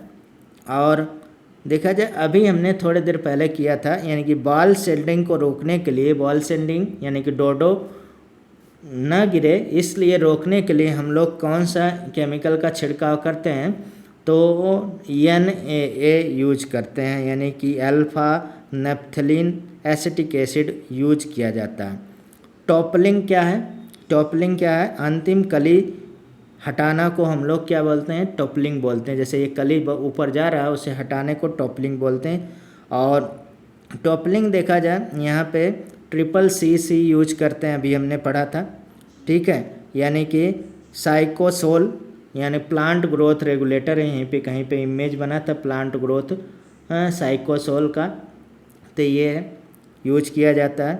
और एक और क्वेश्चन यहाँ पे पूछा जा सकता है, जैसे इम्पॉर्टेंट है कि क्वेजिला लो फ्लोव इथाइल किसके लिए यूज किया जाता है? ग्रासी वीड के लिए यूज किया जाता है। जो ग्रासी वीड होते हैं, ग्रास वाले होते हैं, उसके लिए यूज किया जाता है। ठीक। तो ये सब थोड़ा सा इम्पॉर्टेंट है, तो इसको आपको करना है। फिर हम लोग आते हैं नेक्स्ट, हार्वेस्टिंग और पोस्ट हार्वेस्टिंग टेक्नोलॉजी कौन कौन से हैं। ठीक है। देखिए ये लेक्चर लंबा हो रहा थोड़ा सा। ठीक है। तो आप थोड़ा सा बना के रखिए, हम जिससे थ्योरेटिकल वाला पोर्शन कर लें, फिर आपको क्वेश्चन डिस्कस कर लेंगे इस पे। ठीक है। और नेक्स्ट लेक्चर में कर लेंगे, लेकिन ये कंप्लीट हो जाएगा, अभी थोड़ा सा हो रहा है। हार्वेस्टिंग और पोस्ट हार्वेस्टिंग टेक्नोलॉजी कौन सा है? तो धान के जिसमें पर बॉइलिंग होता है, यानी कि प्रोबलिंग इन राइस, ऐसे प्रोबलिंग इन राइस जो होता है, ठीक है, उसके लिए तो सबसे पहला यहाँ पे आपको जानना होगा कि इसका टर्म का मीनिंग क्या है। वैसे तो यहाँ पे मीनिंग आप जानते होंगे कि हार्वेस्टिंग क्या, पोस्ट हार्वेस्टिंग क्या है। यानी कि कटाई जो होता है उसे हम लोग क्या बोलते हैं? हार्वेस्टिंग बोलते हैं। और कटाई के बाद के जो भी कृषि वैज्ञानिक बहुत सारे चीज़ें यूज करते हैं, टेक्नोलॉजी यूज करते हैं, उसे हम लोग पोस्ट हार्वेस्टिंग टेक्नोलॉजी भी बोला जाता है। क्या करना है, यानी कि मिट्टी की गुणवत्ता कैसे सेफ रखना है, स्टोरेज कैसे रखना है, और बाकी आपके मार्केट वैल्यू क्या होगा, यानी कि जो हमने हार्वेस्ट किया उसका मार्केट वैल्यू कैसे लगाएंगे, किस तरह से हम उसको सेल करेंगे, ये सब पोस्ट हार्वेस्टिंग का है। जैसे यहाँ पे सबसे पहला धान में ही दिया है, धान, ये प्रोबलिंग इन राइस। प्रोबलिंग इन राइस यानी कि धान में पैरा बॉइलिंग क्या होता है, इसे हम समझते हैं पैरा बॉइलिंग। तो धान में देखा जाए जो प्रोबलिंग यह प्रक्रिया है जिसमें धान यानी कि पैडी को चावल निकालने यानी कि मिलिंग से पहले गर्म पानी हॉट वाटर एवं स्टेम से उपचारित किया जाता है, यानी कि हाइड्रोथर्मल ट्रीटमेंट किया जाता है। अब ये देखा जाए जैसे आप जिसे मतलब गांव में भुजिया बोला जाता है, वही यहाँ पे क्या है, प्रोबलिंग इन राइस है। बस अगर आप भुजिया समझ लिए तो वही प्रोबलिंग इन राइस है। उसमें क्या क्या मदर लोग करते हैं, पहले धान को भिगोते हैं, फिर उसे स्टेम भाप देती हैं, पानी में उबालती हैं, फिर निकाल के छान के उसे सुखाते हैं, फिर उसके बाद मिलिंग करती हैं, फिर उसके बाद उसमें से राइस निकाला जाता है। इसी अवस्था को यहाँ पे प्रोबलिंग बोला जाता है, बस और कुछ नहीं। और वही प्रोबलिंग, और उस प्रोबलिंग से फ़ायदे क्या हैं, एडवांटेज क्या है, क्योंकि बेकार में तो प्रोबलिंग होगा नहीं। तो उस प्रोबलिंग के फ़ायदे ये हैं, सबसे पहला फ़ायदा क्या है, आप देखे होंगे कि अगर हम प्रोबलिंग नहीं करते हैं यानी कि भुजिया नहीं बनाते हैं तो धान क्या होता है, बहुत ज़्यादा ब्रेक होता है। अब तो रबड़ वाले सब मशीनें आ गए, थोड़ा सा कम ब्रेक होता है। पहले जो मशीनें थे उसमें बहुत ज़्यादा ब्रेक हो जाता। आप अगर मतलब पापा वगैरह से पूछेंगे तो ऐसा प्रॉब्लम रहता था, आप नहीं देखे होंगे, क्योंकि अब रबड़ वाले बहुत सारे मशीनें हो गई हैं। ठीक। लेकिन अभी भी अगर हम प्रोबलिंग करते हैं ब्राउन राइस, जिसे ब्राउन राइस के नाम से मार्केट में मार्केटिंग है, इस राइस से महंगा भी मिलता है कि मतलब वो ज़्यादा डाइजेस्टिव होता है, मोस्ट न्यूट्रिएंट होता है, उसी की हम बात करने वाले हैं बस। आप देखें प्रोबलिंग से क्या फ़ायदा है, चावल टूटना यानी कि ब्रोकन राइस की मात्रा कम हो जाता है, मतलब कि कम होता है, टूटने की दर क्या हो जाता है, कम हो जाता है, सबसे पहला। दूसरा यहाँ पे बहुत इम्पॉर्टेंट है विटामिन B1, जैसे आप जानते हैं विटामिन B1 की कमी से बेरी रोग होता है, तो विटामिन B1 दानों के अंदर तक चला जाता है। और तीसरा पॉइंट है न्यूट्रिएंट वैल्यू बढ़ जाता है, और भंडारण यानी कि स्टोरेज लाइफ भी बढ़ जाता है, यानी कि वो ज़्यादा टाइम तक धान खराब नहीं होता, राइस खराब नहीं होता, और मिलिंग रिकवरी जो बेहतर होता है, मिलिंग जो रिकवरी होता है यानी कि मिल में जो हम उसे करते हैं तो उसके बहुत मतलब अच्छा रहता है। तो यही सब इसके एडवांटेज हैं। आप समझ गए होंगे प्रोबलिंग इन राइस क्या है, जैसे यहाँ पे इमेज भी बना है प्रोबलिंग इन राइस, ठीक है। तो आप अगर भुजिया समझते हैं तो वही यहाँ पे प्रोबलिंग इन राइस यानी कि ब्राउन राइस बनाने की तकनीक को हम लोग क्या बोलते हैं, प्रोबलिंग बोलते हैं। और इसमें सबसे इम्पॉर्टेंट है कि विटामिन B1 की कमी नहीं होता है उस राइस में खाने से। नेक्स्ट आते हैं कपास की चुनाई यानी कि पिकिंग। कपास आप जानते हैं उसे चुना जाता है, पिकिंग किया जाता है। अब देखा कपास की चुनाई और हटने के बाद की जानी चाहिए। पहले चुनाई का यानी कि लिंट उच्च गुणवत्ता होता है। अब कपास की जो पिकलिंग है करनी चाहिए ड्यू ओस में, यानी कि पूरी तरह से सूख जाए। जब ड्यू यानी कि पूरी तरह से सूख जाए तभी हमें उसे पिकलिंग करना चाहिए, उसके पहले नहीं करें।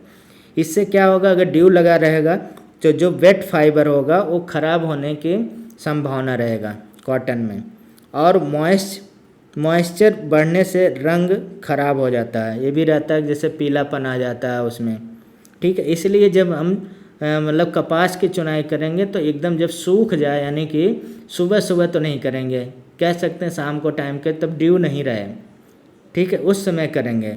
और अगर ड्यू है तो उससे दो यहाँ पे डिसएडवांटेज हो जाएगा। एक तो मतलब कि सड़ने लगेगा वो कॉटन, और दूसरा वो डिसकलर हो जाता है, ज़्यादा येलोइश हो जाता है, जैसे पानी आप कपड़े में लगा रह जाता तो आपका येलो हो जाता है। इसीलिए तो महत्वपूर्ण क्या है, फर्स्ट पिकलिंग क्या होता है, लिंट क्वालिटी जो सर्वोत्तम गुणवत्ता रेस होता है वही ज़्यादातर यूज किया जाता, मार्केट में बिकता भी है। दूसरा यहाँ पे जूट की रेटिंग ऑफ जूट। अब जूट आप जानते हैं पहले गांव वगैरह में रहता था, तो जूट के लिए यहाँ पे बहुत सारे चीज़ें हैं, तो एक एक हमें डिस्कस करेंगे, ठीक है। अब ज़्यादातर आपको वेस्ट बंगाल और बिहार में होता है, आप जानते हैं, ठीक है। तो बांग्लादेश में भी जूट की मतलब प्रोडक्शन अच्छा होता है। तो जूट की कटाई, ठीक, अभी हम इसमें पॉइंट जो है वो हम लोग डिस्कस करेंगे, जैसे रेटिंग क्या है, ठीक है, और माइक्रोबियल प्रोसेस क्या होता है, ये दो इम्पॉर्टेंट होते हैं इसमें, हैं, रेटिंग और माइक्रोबियल प्रोसेस ये सारे, और ऑप्टिमम टेम्परेचर कौन है ये आपको डिस्कस करेंगे। और यहाँ पे श्यामला क्या होता है ये बहुत इम्पॉर्टेंट है, ठीक है। और तो इसमें देखा जाए सबसे पहले क्या है, जूट की कटाई 120 दिन की अवस्था में की जाती है, मतलब कि 100 के ऊपर। इसके बाद पौधे को पानी में सड़ाया जाता है, और इस पानी में सड़ाने को क्या बोलते हैं, माइक्रोबियल प्रोसेस बोलते हैं। और इसमें तापमान जो होना चाहिए, जिसे हम लोग रेटिंग बोलेंगे हिंदी में, और मतलब इंग्लिश में हम लोग इसको माइक्रोबियल प्रोसेस बोलते हैं, रेटिंग, ठीक है। और इसमें जो मतलब कि अच्छा उच्चतम टेम्परेचर है ये 34-35 डिग्री सेल्सियस होना चाहिए। ये सबसे मतलब आइडियल टेम्परेचर इसके लिए माइक्रोबियल प्रोसेस के लिए माना जाता है। इसमें क्या होता है, माइक्रोबियल प्रोसेस के फ़ायदा क्या है कि जब हम रेटिंग करते हैं, कटाई के बाद जूट को पौधे में डुबो कर सड़ाया जाता है, ताकि उसमें से रेशे जो आसानी से अलग हो सकें। ऐसे मतलब कि हम लोग ये जूट के प्लांट को क्या करते हैं, पानी में डुबोते हैं, इस पर कुछ रख देते हैं, पानी में रहे, ठीक है। और इस प्रक्रिया को हम लोग क्या बोलते हैं, माइक्रोबियल प्रोसेस बोलते हैं। और इसमें मेन माइक्रोबियल प्रोसेस में क्या होता है, जो पेक्टिन होता है, पेक्टिन को ब्रेक किया जाता है, पेक्टिन को रेशे से अलग किया जाता है, उसीलिए माइक्रोबियल ट्रीटमेंट यहाँ पे ज़रूरी है। ठीक, और इसके लिए सबसे अच्छा टेम्परेचर क्या है, 34 डिग्री सेल्सियस है, ये आपके ऑप्टिमम टेम्परेचर के रूप में याद रखना है। दूसरा यहाँ पे इम्पॉर्टेंट है, श्यामल क्या है। अगर रेटिंग में मैंगो या केले के लड़ों को इस्तेमाल किया जाता है तो टैनिन के कारण रेशा काला पड़ जाता है। मतलब यदि रेटिंग के समय मैंगो बनाना की लकड़ियों का उपयोग किया जाता है तो टैनिन जो है ये क्या होता है, रेशा जो होता है काला पड़ जाता है, उसे हम लोग क्या बोलते हैं, श्यामल बोला जाता है। ऐसे हो जाता है, काला काला हो जाता है, ठीक है, उसे श्यामल बोला जाता है। नेक्स्ट, कम सड़ने से यहाँ पे क्रॉपी फाइबर और ज़्यादा सड़ने से फाइबर कमज़ोर हो जाते हैं, जिसे हम लोग डेज फाइबर भी कहा जाता है, ओवर रेटेड फाइबर भी बोला जाता है। यानी कि यदि रेटिंग कम समय तक किया जाता है तो रेशा क्या हो जाता है, कठोर हो जाता है, मोटा होता है, निम्न गुणवत्ता का होता है। क्रॉपिंग, इसी को हम लोग क्रॉपी फाइबर भी बोला जाता है। अगर हम रेटिंग कम ही समय तक कर लेते हैं, उसे निकाल देते हैं तो। दूसरा, अगर हम रेटिंग बहुत दिन तक करते हैं, दोनों यहाँ पे बहुत टाइम का भी देखिए, टेम्परेचर का बहुत यहाँ पे महत्व है और दूसरा टाइमिंग का भी बहुत महत्व है। अगर हम ओवर रेटेड कर देते हैं तब क्या हो जाता, तब भी क्या होगा, रेशा कमज़ोर हो जाता है और कम रेशे में ताकत कम रहता है और गुणवत्ता, इसका मतलब कि जो क्वालिटी होता है वो भी कमज़ोर हो जाता है। ये आपको दो चीज़ें यहाँ पे ध्यान रखना है, एक आपको क्रॉपी फाइबर, एक ओवर रेटेड फाइबर। तीसरा यहाँ पे डेड फाइबर है। डेड फाइबर क्या है, यदि जूट के रेशे यानी कि नमी वाले स्थान यानी ह्यूमिड स्टोरेज करते हैं, यानी कि जहाँ पे हाई ह्यूमिडिटी है तो उसमें क्या होता है, चमक समाप्त हो जाता है और रेशा क्या हो जाता है, कमज़ोर हो जाता है, मतलब ह्यूमिडिटी की वजह से। उसे हम लोग डेड यानी कि डेड फाइबर बोला जाए, डेज लिखा हुआ है, डेड फाइबर होता है। यानी कि जब रेशे को नमी वाले स्थान पर स्टोर करके रखा जाता है तो रेशा कमज़ोर हो जाता है और उसका जो चमकीलापन है वो भी ख़त्म हो जाता है, जिसे हम लोग डेड फाइबर भी बोलते हैं। यहाँ पे 3 तरह के फाइबर हैं।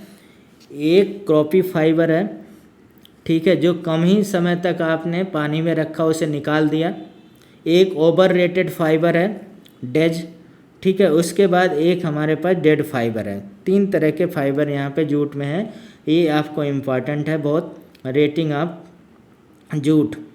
उसके बाद आते हैं हम लोग मूंगफली में, और मूंगफली में देखा जाए एफ्लोटॉक्सिन इन ग्राउंड नट, मूंगफली में एफ्लोटॉक्सिन। अब मूंगफली में एफ्लोटॉक्सिन क्या है, इसके लिए हम लोग यानी कि अगर हम मूंगफली को भंडारण स्टोरेज में समय में नमी है 8 से 10%, तो उसमें फंगस बहुत जल्दी लगता है। आप देखे होंगे अगर मार्केट से लाते हो तो सबसे ज़्यादा आपको मूंगफली में क्या फंगस लगता है। और इसमें दो फंगस बहुत इम्पॉर्टेंट होते हैं और उसका नाम भी यहाँ पे एस्परजिलस फैल्वस है और दूसरा एस्परजिलस पैरासिटिकस है। 2 फंगस यहाँ पे ज़्यादा होता है और ये क्या बनाते हैं, ये एफ्लोटॉक्सिन बनाते हैं। और एफ्लोटॉक्सिन क्या है, एक विषैला तत्व होता है और हाईली टॉक्सिक होता है और माइकोटॉक्सिन भी बोला जाता है इसे, मतलब क्योंकि माइकोलॉजी के स्टडी को हम लोग, फंगस के स्टडी को माइकोलॉजी बोलते हैं, क्योंकि ये फंगस का टॉक्सिन है, इसलिए हम लोग माइकोटॉक्सिन भी बोला जाता है, ठीक है। ये एल्फोटॉक्सिन, माइकोटॉक्सिन सिक्रीट करते हैं। और इससे क्या होता है, क्या नुकसान हो सकता है, तो इससे नुकसान देखा जाए आपको लीवर को मतलब नुकसान होता है और लीवर कैंसर ज़्यादा इसी की वजह से होता है। और सबसे इम्पॉर्टेंट यहाँ पे फूड पॉइजनिंग हो जाता है। और इसके लिए प्रिवेंशन के लिए जैसा यहाँ पे दिया हुआ है, हम नमी क्या कम रखेंगे, 8% से कम रहेगा, मतलब सूखे स्थान पर ही भंडारण करेंगे, स्टोरेज करेंगे। और जो इन्फेक्टेड है, मतलब जो पॉड इन्फेक्टेड होगा उसको अलग कर दें, और मॉइस्चर प्रूफ ही भंडारण करें, तभी इससे आप मतलब निजात पाया जा सकता है एस्परजिलस फैलवस और एस्परजिलस पैरासिटिकस से। तो ये बहुत इम्पॉर्टेंट है, एस्परजिलस पैरासिटिकस एल्फोटॉक्सिन, और ये किसके, एस्परजिलस फैलवस है और एस्परजिलस पैरासिटिकस 2 हैं। तो यहाँ इम्पॉर्टेंट क्या है, सबसे इम्पॉर्टेंट यहाँ पे क्या क्या क्वेश्चन बन सकता है। तो सबसे इम्पॉर्टेंट देखा जाए क्वेश्चन यहाँ पे प्रोबलिंग किस में किया जाता है, तो ये राइस में किया जाता है, जो ब्राउन राइस बनाने के लिए। और प्रोबलिंग में देखा जाए हाइड्रोथर्मल ट्रीटमेंट है एक तरह से, जैसे हमने आपको बताया घर में किया जाता है, ठीक है। और इससे मतलब क्या मतलब किस चीज़ का मतलब इंक्रीजमेंट होता है, इनरिचमेंट तो विटामिन B1 का होता है, आप जानते हैं, जिससे बेरी रोग होता है, बहुत इंपॉर्टेंट। और पिकलिंग कब करनी चाहिए, तो पिकलिंग जब हमारे पास ड्यू सूख जाए तभी करना चाहिए, अगर ड्यू है तो पिकलिंग नहीं करना चाहिए, कॉटन में पिकलिंग होता है। उसके बाद हमने रेंटिंग बहुत इम्पॉर्टेंट है। रेंटिंग प्रोसेस कौन से प्रोसेस के लिए यूज किया जाता है, तो हम लोग रेंटिंग मतलब माइक्रोबियल प्रोसेस होता है, और इस माइक्रोबियल प्रोसेस में हम लोग पिक्टिंग को ब्रेक करते हैं, टैनिन बचा के रखते हैं, ठीक है। जूट में जो ये मतलब कि पिकल मतलब रेंटिंग में जो ऑप्टिमम टेम्परेचर है 34 डिग्री सेल्सियस, बहुत इंपॉर्टेंट है। और क्रॉपी फाइबर क्या होता है, कम रेटिंग वाला होता है। और ओवर रेटेड फाइबर क्या होता है, जो आपने बहुत ज़्यादा रेटिंग कर दिया, बहुत ज़्यादा तक पानी में सड़ा दिया तब भी। और एफ्लोटॉक्सिन किसके वजह से होता है, एस्परजिलस पैरासिटिकस एस्परजिलस फैलवस की वजह से होता है। ये किस में होता है, मूंगफली के दानों में। और मूंगफली के दानों में एफ्लोटॉक्सिन से निजात लेने के लिए क्या किया जाता है, उसका जो ह्यूमिडिटी होता है 8 और 9% के ही आसपास रखना होता है। ये आपका यहाँ पे इम्पॉर्टेंट क्वेश्चन है, ठीक है। अब आते हैं हम लोग नेक्स्ट पार्ट पे, देखा जाए यहाँ पे मॉडर्न टेक्नोलॉजी और क्वालिटी असेसमेंट कौन कौन से हैं। मॉडर्न टेक्नोलॉजी और क्वालिटी असेसमेंट इसके कौन कौन से हैं। तो मॉडर्न टेक्नोलॉजी और क्वालिटी असेसमेंट किसके लिए, आधुनिक तकनीक और गुणवत्ता मापना, मतलब कैसे हम लोग इसमें मापा जा सकता है, उसके लिए हम लोग यहाँ पे स्टडी करने वाले हैं। यहाँ पे आपको सिलेबस में थोड़ा सा है दिया हुआ, ठीक है। तो इसके बारे में हम लोग जानेंगे, ठीक है। तो सबसे पहला यहाँ पे देखा जाए है कपास फाइबर टेस्टिंग टेक्निक। कपास फाइबर को कैसे मतलब कि टेस्ट किया जाता है, ये दिया हुआ है। तो कपास फाइबर को टेस्ट करने के लिए यहाँ पे एक मशीन है जिसे हम लोग माइक्रो नायर बोलते हैं, नायर माइको नायर बोला जाता है इसे, माइको नायर। ये क्या काम करता है माइको नायर, तो ये माइको नायर कपास फाइबर की मोटाई, बारीकी यानी कि फाइनेस और परिपक्वता यानी कि मैच्योरिटी नापने के लिए किया जाता है। तो आपको ये याद रखना है ये किसके लिए यूज किया जाता है, यानी कि फाइनेस और मैच्योरिटी के लिए यूज किया जाता है, और ये कपास के फाइबर के लिए यूज किया जाता है। ये इम्पॉर्टेंट है। नेक्स्ट आते हैं यहाँ पे जो है यानी कि स्टीलोमीटर कपास के रेशे की मजबूती यानी कि फाइबर स्ट्रेंथ नापने के लिए किया जाता है। तो यहाँ पे कपास के लिए 2 चीज़ें हैं, एक माइक्रोनायर जो मतलब कि कपास के फाइनेस को और मैच्योरिटी को बताएगा, और दूसरा यहाँ पे स्टीलोमीटर है जो कपास की मजबूती मतलब मजबूती की मतलब जांच करेगा। ऐसा मशीन होता है जो फाइबर स्ट्रेंथ बताएगा।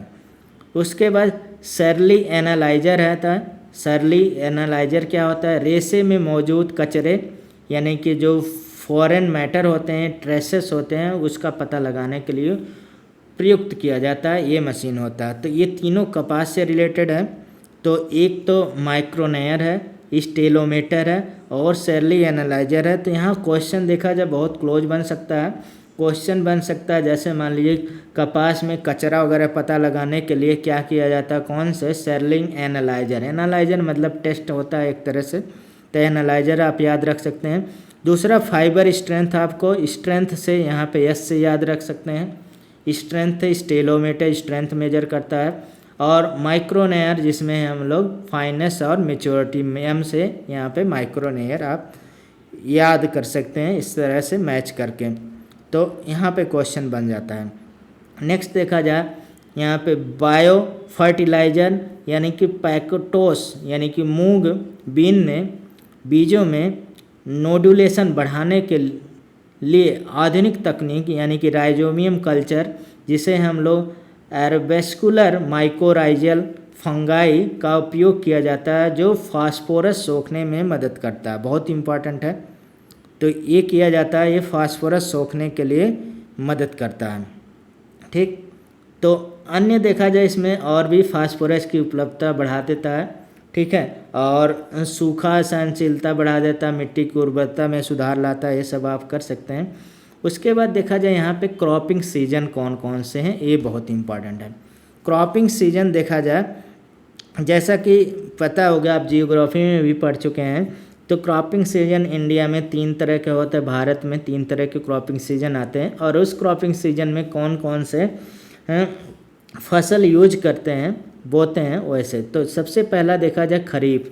खरीफ देखा जाए ये जून और जुलाई में इसका बुआई होता है, और कटाई देखा जाए वही दीपावली के आसपास हो जाता है, अक्टूबर नवंबर में। ठीक है, तो यहाँ पे देखा जाए खरीफ में कौन कौन से फसल है, धान है जिसे हम लोग राइस यानी कि पैडी बोलते हैं, पैडी फील्ड धान की खेती को, मक्का हो गया, ज्वार हो गया, बाजरा हो गया, कपास हो गया, लाल चना जो अरहर तुर बोलते हैं, मूंगफली हो गया। इन फसलों में सूर्य के प्रकाश और उच्च तापमान की आवश्यकता होती है। जैसे हमने ऊपर देखा जाए कम फोटोसिंथेसिस, कम लाइट में फोटोसिंथेसिस करने वाले राइस के वैरायटी को हमने पढ़ा था। ठीक है, नेक्स्ट देखा जाए यहाँ पे आता है रबी। अब रबी में क्या है, यह सर्दियों के मौसम में फसल, उसकी बुआई अक्टूबर से दिसंबर में होता है। ठीक है, और कटाई देखा जाए आप रबी के, आप जानते हैं कि मार्च अप्रैल में किया जाता है। और इसमें मुख्य रूप से फसलें हैं, जैसे रबी ज्वार हो गया, ज्वार वहाँ पे भी आता है इसलिए इसे रबी ज्वार भी बोला जाता है। गेहूँ हो गया, ठीक है, और चना यानी कि ग्राम हो गया, ये सब। जायद जो ग्रीष्मकाल के होते हैं, बीच में जो मतलब टाइम रहता है उस समय सब्जियां वगैरह रहते हैं, वो जायद में आते हैं। जैसे समर सीज़न में या जायद बोला जाता है। मार्च से जुलाई के बीच में बोया और उगाया सब जाता है, इसमें काटा जाता है। इसमें मुख्य रूप से देखा जाए मूंग हो गया, उर्द हो गया, तरबूज हो गया, खरबूज हो गया, ककड़ी, खीरा, सब्जियां, चारे वाले फसलें, ये सब रहते हैं। ठीक है, उसे तो नेक्स्ट देखा जाए यहाँ पे अब डिटेल में दिया गया है IPM integrated pest management, integrated pest management दिया गया है। तो इंटीग्रेटेड पेस्ट मैनेजमेंट में हमें जिसे IPM बोलते हैं, इसका हिस्ट्री वगैरह सब कुछ पढ़ना है। तो हम यहाँ पे पेस्ट पैरामीटर की बात करते हैं, कीट और उनके प्रमुख पैरामीटर्स क्या हैं। तो सामान्यतः देखा जाए, सामान्यतः संतुलन स्थिति क्या होता है ये। अब इसमें देखा जाए जो GEP है, GEP क्या होता है, जनरल इक्विलिब्रियम पोजीशन इसे बोला जाता है, जिसे हिंदी में सामान्य संतुलन स्थिति बोला जाता है। और ये क्या होता है, यह लंबे समय तक कीटों की आबादी का औसत घनत्व जो जैविक और अजैविक कारकों के कारण घटता बढ़ता रहता है। मतलब कि यह जो स्थित है जनरल इक्विलिब्रियम पोजीशन, ये क्या है कि यह किसी भी कीट के एक लंबे समय की औसत जनसंख्या यानी कि एवरेज पेस्ट पॉपुलेशन होता है, एवरेज पेस्ट पॉपुलेशन के बारे में बताता है। यह मौसम, प्रकृति और मतलब उसके जो एनिमी होते हैं, और दूसरा मतलब इन्वायरमेंट के वजह से यानी कि इकोसिस्टम की वजह से जो उनमें कमी और मतलब इंक्रीमेंट होता है, उसी को बोला जाता है यहाँ पे जनरल इक्विलिब्रियम पोजीशनिंग बोला जाता है। ठीक, ये अगर GEP बोला जाए तो आप यहाँ पे एवरेज पेस्ट पॉपुलेशन के लिए है, average paste population, paste population. जैसा हमने ऊपर बात किया था कि पेस्ट मतलब क्या होता है, जो इंसेक्ट, माइक्रो ऑर्गेनिज्म प्लांट को नुकसान करते हैं, कीड़े जो फसल को नुकसान करते हैं, वो पेस्ट बोले जाते हैं। नेक्स्ट दूसरा यहाँ पे EIL है, आर्थिक क्षति स्तर, मतलब इकोनॉमिक इंजरी लेवल। इसे हम लोग क्या बोलते हैं? Economic injury level. Economic injury level क्या है? कीटों की आबादी का वह सबसे निचला स्तर जो फसल में अधिक नुकसान पहुंचा सकता है, उसी को हम लोग बोलते हैं। यह वह न्यूनतम कीट जनसंख्या है जहां से आर्थिक इकोनॉमिक लॉस शुरू होता है, उसी को हम लोग क्या बोलते हैं? इकोनॉमिक इंजरी लेवल बोला जाता है। और इससे क्या है कि अब इकोनॉमिक इंजरी लेवल को प्रभावित करने वाले कौन कौन से कारक होते हैं? तो ये क्रॉप प्राइस होता है, फसल का मूल्य, कंट्रोल कॉस्ट हो गया, कीट द्वारा क्षति जो होता है, और इसमें देखा जाए EIL क्या होता है? घट जाता है। यदि फसल का बाजार मूल्य बढ़ जाता है तो EIL घट जाता है। और ये देखा जाए थोड़ा सा टेक्निकल है, तो यहाँ पे बहुत ध्यान से इसे स्टडी करना है, ठीक है। और यहाँ से ये और जगह से GS वगैरह से नहीं रिलेटेड है, तो यहाँ पे दिया हुआ है, तो इसे थोड़ा सा ध्यान से आपको करना है, ठीक है। इसे अभी हम डिटेल में बता रहे हैं सब कुछ। तो सबसे पहले EIL, मतलब कि अब EIL हम लोग इकोनॉमिक इंजरी लेवल है जिसे EIL बोलते हैं, इसे पहले ध्यान से देखते हैं। और यहाँ पे ETL भी है, मतलब एक्शन थ्रेशोल्ड, और इसे इकोनॉमिक थ्रेशोल्ड लेवल भी बोला जाता है, इकोनॉमिक थ्रेशोल्ड लेवल बोला जाता है, ठीक है। और मतलब जिसे एक्शन थ्रेशोल्ड भी बोलेंगे, और यह EL से पहले का स्तर होता है, थ्रेशोल्ड लेवल। यह देखा जाए EIL से पहले का स्तर है। इसी स्तर पर कीट नियंत्रण के उपाय यानी कि कीटनाशक का छिड़काव आदि शुरू किया जाना चाहिए ताकि कीटों की आबादी EIL तक न पहुंच सके। बहुत ही इम्पॉर्टेंट है। जो ETL है ये EIL से पहले की अवस्था है, ठीक। तो अब यहाँ पे देखा जाए एक फार्मूला बन जा रहा है कि ETL economic threshold level equal to EIL economic injury level minus pest multiplication rate, यानी कि पेस्ट मल्टीप्लिकेशन रेट यानी कि पेस्ट मल्टीप्लिकेशन रेट हो, यानी PMR। तो आपको ये ध्यान रखना है कीड़ों की जो दैनिक प्रजनन है उसे, यानी ETL हमेशा EIL से कम होना चाहिए, ठीक है। और ये देखा जाए हमेशा कम होना चाहिए, यानी कि ETL हमेशा EIL से कम होना चाहिए। और अब यहाँ पे डैमेज बाउंड्री एक है, डैमेज थ्रेशोल्ड भी बोला जाएगा, डैमेज बाउंड्री भी बोलते हैं। फसल को होने वाले नुकसान का वह सबसे निचला स्तर जिसे मापा जा सकता है उसे हम लोग डैमेज बाउंड्री बोलते हैं। मिनिमम डिटेक्टेबल डैमेज भी बोला जाता है, मिनिमम डिटेक्टेबल डैमेज भी बोला जाता है, यानी कि MDD भी बोला जाता है। यह आर्थिक नुकसान से पहले दिखाई देने वाली प्रारंभिक क्षति होता है, ठीक है।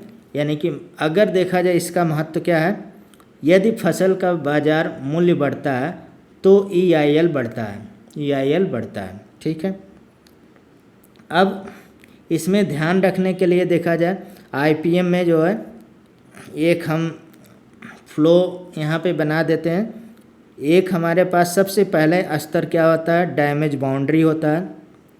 उसके बाद जनरल इक्विलिब्रियम पोजीशन है, उसके बाद इकोनॉमिक थ्रेशोल्ड लेवल है, उसके बाद आपको इकोनॉमिक इंजरी लेवल है, ठीक है। तो ये आपका रहता है। इसके बाद देखा जाए हमें कीटों का वर्गीकरण दिया है, यानी कि क्लासिफिकेशन ऑफ पेस्ट के बारे में हमें जानना है। तो क्लासिफिकेशन कौन कौन से पेस्ट, किस क्लासिफिकेशन में किस तरह से पेस्ट को हम लोग क्लासीफाई करेंगे, ठीक है। पेस्ट मतलब क्या होता है कि जो डैमेज कॉज करते हैं, किसमें प्लांट को नुकसान पहुंचाते हैं, उस कीड़ों को हम लोग क्या बोलते हैं? पेस्ट बोला जाता है। यानी कि कीड़ों पेस्ट को उनकी जनसंख्या आर्थिक क्षति, इकोनॉमिक डैमेज तथा फैलाव डिस्ट्रीब्यूशन के आधार पर यहाँ पे विभिन्न श्रेणी में बांटा गया है।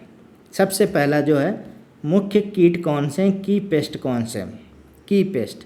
तो सबसे अधिक नुकसान पहुंचाने वाले कीट कौन हैं, इनका जीईपी हमेशा क्या होगा, EIL से ऊपर होगा।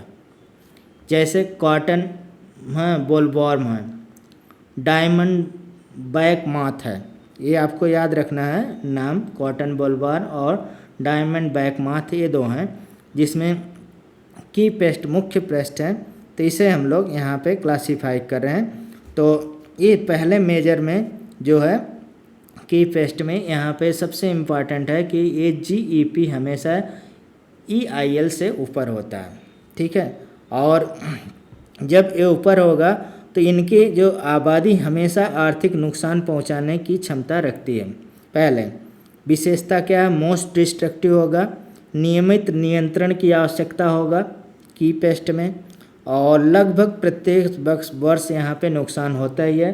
तो कॉटन बोलवॉर्म से निजात पाने के लिए BT कॉटन सीड यूज किया जाता है जो जेनेटिकली मॉडिफाइड होता है, तो उसमें कॉटन बोलवॉर्म नहीं होता, इन्फेक्ट नहीं होता। और डायमंड ब्लैक मॉथ है, डायमंड ब्लैक मॉथ जिसे हम लोग DBMB बोला जाता है। दूसरा यहाँ पे क्लासिफिकेशन है मेजर पेस्ट कौन है, और इनकी आबादी जो बार बार EIL को पार करती रहती है, मतलब इनकी जनसंख्या जो समय समय पे इकोनॉमिक इंजरी लेवल क्या करता है, पार करता रहता है। यानी कि हर वर्ष नहीं, लेकिन अनुकूलित परिस्थिति में ये गंभीर नुकसान पहुंचाते, बहुत ज़्यादा हो जाते। जैसे राइस में स्टेम बोरर होता है, राइस में स्टेम बोरर मतलब उसके स्टेम को खा जाता है, बार बार क्षति पहुंचाते हैं। तो राइस में आते हैं स्टेम बोरर, इसका एक एग्जाम्पल होता है। उसके बाद माइनर पेस्ट में आता है जिसे हम लोग माइनर पेस्ट गौण कीट बोलते हैं। इनकी आबादी शायद ही कभी EIL को पार करती है।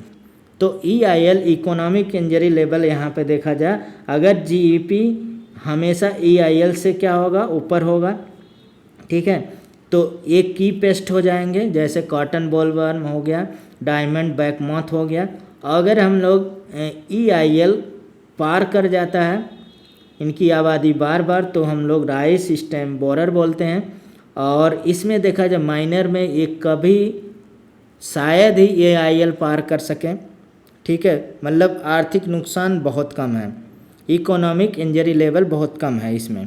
उसके बाद देखा जाए एपिडेमिक पेस्ट होता है, महामारी की किसी विशेष मौसम या समय में किसी क्षेत्र में गंभीर रूप से फैलने वाले पेस्ट को हम लोग क्या बोलते हैं, एपिडेमिक बोलते हैं। एपिडेमिक एक सीजनल होगा, रीजनल होगा, और पेस्ट आउटब्रेक उसे बोलते हैं। अचानक प्रकोप आ जाता है, बहुत अधिक नुकसान हो जाता है और मौसम पर निर्भर होता है एपिडेमिक पेस्ट। दूसरा देखा जाए एंडेमिक पेस्ट हो गया, स्थानिक कीट होते हैं जो कम स्तर पर कुछ पॉकेट में नियमित रूप से पाए जाते हैं और एक विशेष क्षेत्र तक सीमित रहते हैं। जैसे हम लोग समुद्री में राइस गॉल मीज है, ठीक है।